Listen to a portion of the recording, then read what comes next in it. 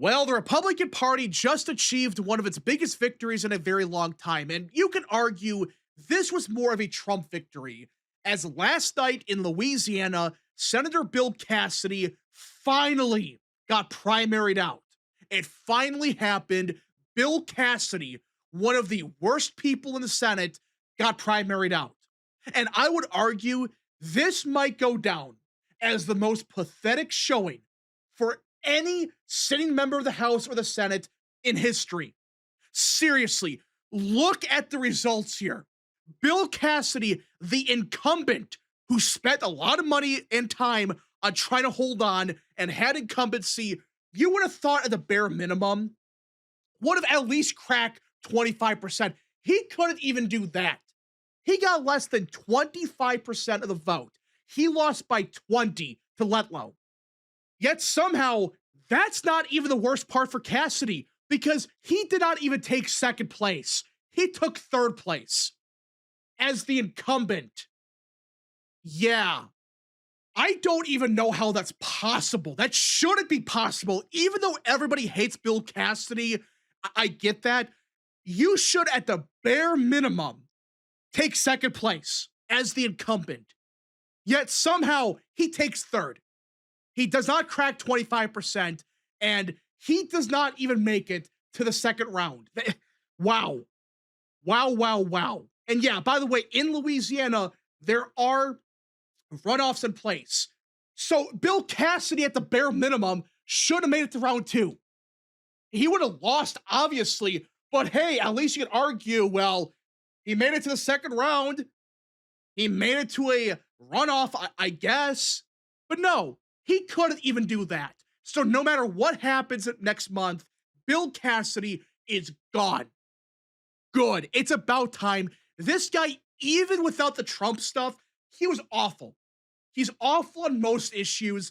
And I know Letlow's not the best either. I get that. Letlow, in comparison, is phenomenal. That's how pathetic Bill Cassidy is. I can't get over this. Bill Cassidy gets 25%, not even, somehow doing worse than Liz Cheney. Liz Cheney got roughly 29% of the vote. Better than Bill Cassidy.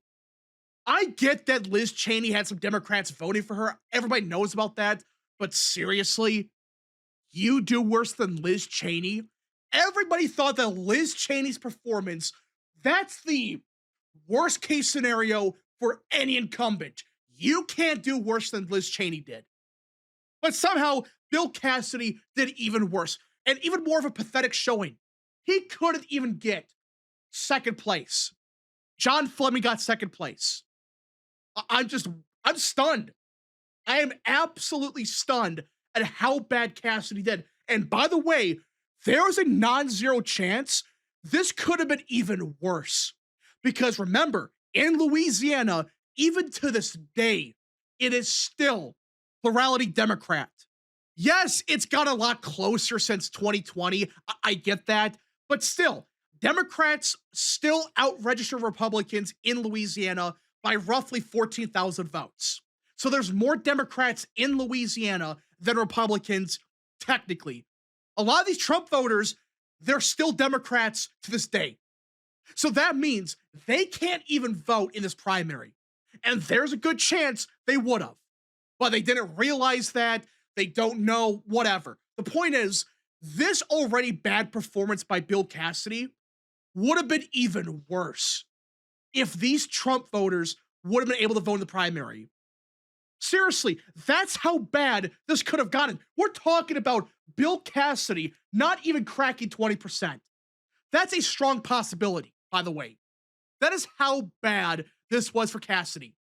Seriously, you're not even at 25%, and it could have been even worse. It should have been even worse. Wow. That is sad. And outside of New Orleans, which, yeah, he won the majority of the vote in, he got obliterated across the entire state. Look at some of these counties. He cracked not even 8% in some of these areas. 8%, 6%, 8, 10, 17. For an incumbent, you should not be doing this bad anywhere. I don't care who you are. You should not be struggling to crack 10%. How? How do you even manage that? Not even Liz Cheney was struggling. Yeah, she barely cracked 10% in some areas, but at least she was consistently at 10 to 25%. She won a couple counties, of course, but at least she was getting some marginal support in some of these areas. Bill Cassidy couldn't even crack 10% in some areas. Wow.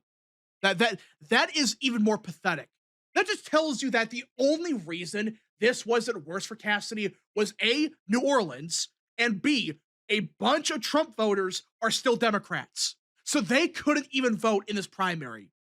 Obviously, we expected this. Like, look at the polling before the primary. It was clear that Cassidy was going down, but seeing this actually play out is stunning. No one actually thought he wouldn't even crack 25%. A lot of people still thought Bill Cassidy would have taken second place because he's the incumbent with name recognition, with some backing. He should have taken second place. At least that's the conventional wisdom. No, he can't even do that. I just can't believe this actually occurred. We all knew it was going to happen, but seeing it actually occur is just, it is absolutely wild that somebody could do this bad as the incumbent. It's as if backstabbing your voters a million times and screwing over your base, backstabbing Trump, maybe that wasn't a good idea. Maybe you should not vote to impeach him. Maybe you should not try to sink RFK's nomination. Maybe you should have been smarter about it. Because now you're done. Come January next year, you're gone. We're either getting Julia Letlow or John Fleming. Which, speaking of the runoff, let's be honest here. I think it's clear that Julia Letlow, she's going to probably win. She just got under 45% of the vote, and John Fleming, who I supported, he barely cracked 28%. Yes, it is hilarious he got more than Bill Cassidy, and he would have been a phenomenal senator, but guys, John Fleming's not going to win. I just don't see how it's possible. He's down by 16 points, and not just that, Letlow is already at 45% of the vote. I just don't see how Fleming wins. I think he's a great guy. He's great on the issues. He would have been a top 10 senator, but realistically, Letlow's going to probably win. If Fleming cracked like 35% of the vote, he would have had a chance. But I think right now, Fleming should just drop out. I hate saying that, but when you look at the individual parishes, you begin to realize that outside of the northwestern part of the state, he did not do the best in really anywhere. Most of his areas, he took second place by a pretty wide margin. And even in New Orleans, he really didn't do good. He only got 11%. Jefferson Parish, he only got 18%. Yeah, it was not a good showing for Fleming outside of one part of the state. Letlow, meanwhile, consistently above 50%. Really, if it wasn't for New Orleans, she would have won the primary easily. I just don't see how Fleming could win right now. Maybe something happens. I don't know. Maybe there is this huge scandal that surrounds her, but he needed a better performance than he got. He just did not get enough support in the rest of the state. If he would have got 35%, if he would have won a couple of these parishes in the rest of the state, that's a different story. But it's clear Letlow is strong in her district. We all know that, obviously. But even the rest of the state, she won by big margins. She was beating Fleming by 21 points, by 23, 12, 15, 25, across the board. Even in a place like New Orleans, she took second by a big margin. Even Shreveport, she won. She won by roughly 3 points. Not a good showing. Not a good showing for Fleming. At least not good enough. Still better than the incumbent of Bill Cassidy, and Fleming would have beaten him easily, obviously. But still, Julia Letlow, clearly the strong candidate. She's going to win. She has the momentum now. I just don't see how she loses. Now, as it pertains to the rest of the Senate, getting rid of Bill Cassidy, no matter who you replace him with, was a big upgrade. Even though John Fleming is better on the issues, he is far better than Letlow. Letlow is not bad, at least in comparison to Cassidy. Cassidy was just awful. Awful on the issues, and he backstabbed Trump 100 times over. You can't trust the guy. So getting rid of him for somebody like Letlow, you could argue that is kind of a disappointment, but at the same time, you are seeing an improvement in the Senate. And with what's going on in Kentucky, same thing. Andy Barr may not be the best. Everybody wanted Nate Morris, but realistically, he was not picking up enough momentum in the race. It sucks, but that's the reality of it. Well, Andy Barr, he is an upgrade over McConnell. Tom Tillis, he's gone.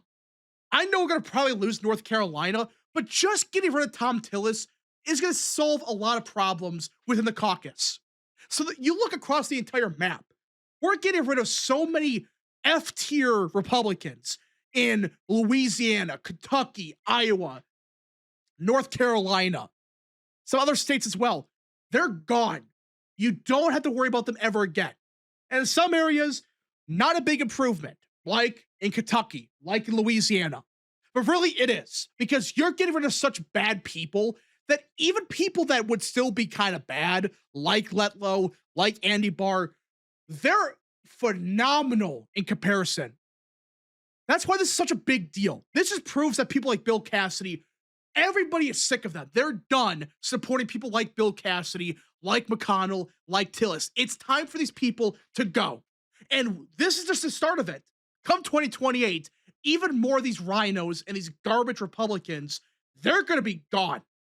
We're still successfully cleaning house, even though it may not be as big as we want it to be. You're going to see noticeable improvement when you have somebody like Letlow, who, again, not the best congresswoman, but is essentially a yes man, and she will do whatever it takes, whatever the caucus needs, she'll vote yes.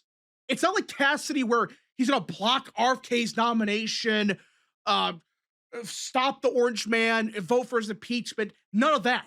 Letlow, she's just going to vote yes. If the Republican caucus needs her vote, she's going to be a team player, vote yes. She's not going to be playing these games like Cassidy was doing the entire time. I don't think people understand how big of a deal that is. Just getting rid of a garbage, a non-team player for somebody that is a team player, that alone would solve a lot of problems across the board. Same thing in Kentucky. McConnell, he's gone. Iowa, Joni Ernst, she's gone as well. She was causing a lot of problems. Look everywhere. There are improvements across the board in the Senate.